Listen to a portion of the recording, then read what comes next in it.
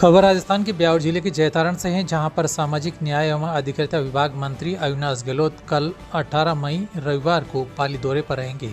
सामाजिक न्याय एवं अधिकारिता विभाग मंत्री अविनाश गहलोत कल रविवार को एक दिवसीय पाली दौरे पर रहेंगे।